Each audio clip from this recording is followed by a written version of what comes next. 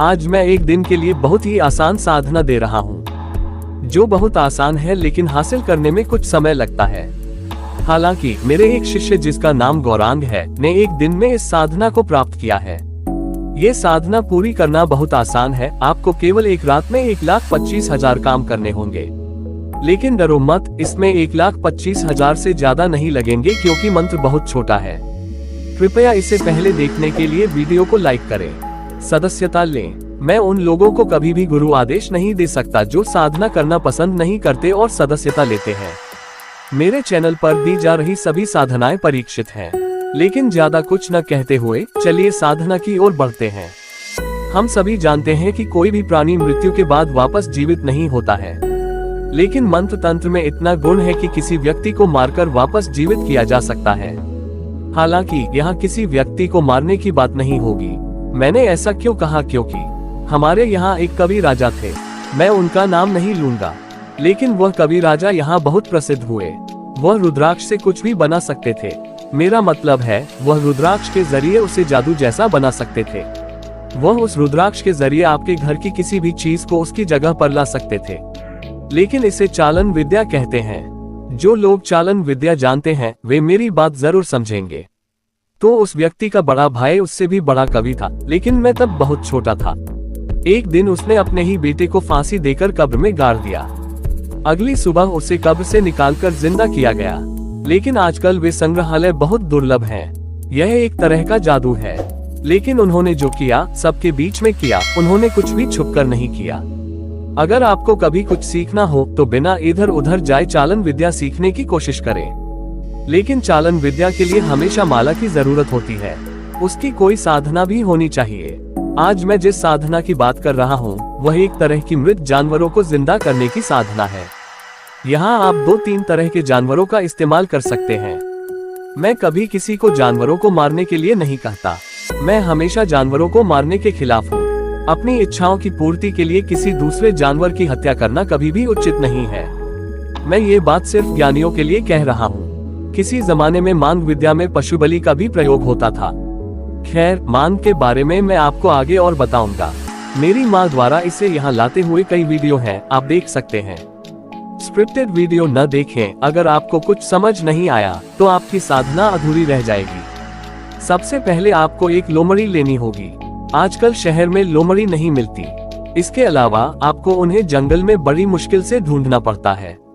हालांकि अगर आप उन्हें खुद नहीं पाते हैं तो थोड़ा खोजने पर वे आपको जरूर मिल जाएंगे। आपको उस लोमड़ी को घर पर छोड़ देना चाहिए। अमावस्या का इंतजार करना चाहिए। जैसे ही अमावस्या होती है आप इनमें से किसी भी उपकरण का उपयोग कर सकते हैं, जैसे कि एक मोटी छड़ी, बांस या सख्त चाक। आपको उस छड़ी के प्रहार से लोमड़ी को किसी घर में पीटना चाहिए और उसे मारने के बाद एक पेड़ के सामने आना चाहिए। अगर वह पेड़ एक निर्जीव पेड़ है तो ये बहुत अच्छा है। उस लोमड़ी को अपने सामने रखें। उसके सामने एक केले के पत्ते पर धूप जबकि फूलों की माला जलाएं और इस मंत्र का जाप करें। और आपको इस मंत्र का जाप बहुत जल्दी करना चाहिए। 108 रुद्राक्ष की माला लेकर जिसमें जीवन स्थापित होता है और 1,25,000 बार जाप करना चाहिए। इसके साथ ही मैं आपको एक बात बताता हूँ, किसी भी जीवित प्राणी की मृत्यु के बाद वह जीवित नहीं रह जाता है। आत्मा उसके शरीर से निकलकर कोई भी रूप धारण कर सकती है और आपकी हर बात का उत्तर दे सकती है। वह आपसे मिल सकती है, आपके साथ भोजन कर सकती है और हर तरह के काम कर सकती है। आपको बस बंदा मंत्र सीखना होगा। हालांकि जैसे ही यह मंत्र 1,25,000 हो जाएगा वह लोमड़ी जीवित हो जाएगी और साधक से बात करेगी। फिर आपको उसे 3 शर्तें रखनी होंगी। पहली शर्त, मैं जब भी बुलाऊंगा आऊंगा। दूसरी शर्त, आप अगले 7 जन्मों तक मेरी और मेरे परिवार की देखभाल करेंगे और उन्हें कभी नुकसान नहीं पहुंचाएंगे।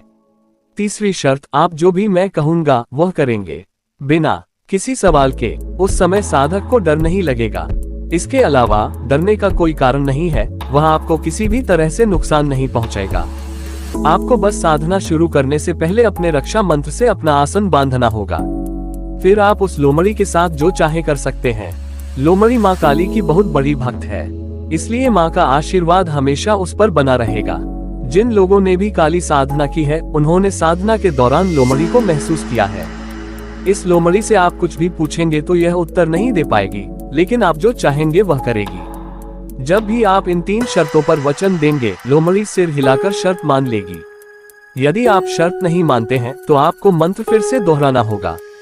इसे आपकी शर्त मानने के लिए मजबूर होना पड़ेगा।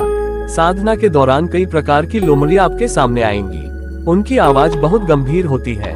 ये साधना कुछ हिमखंड को जगाने जैसी है, जैसे आत्मा स्टिकर में प्रवेश करती है और आपका हर काम करती है।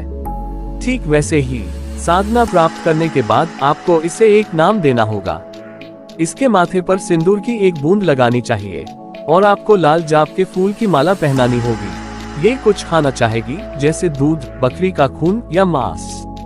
चेहरे की संतुष्टि के बाद आप जो भी इसे करने का आदेश देंगे, ये वही करेगी।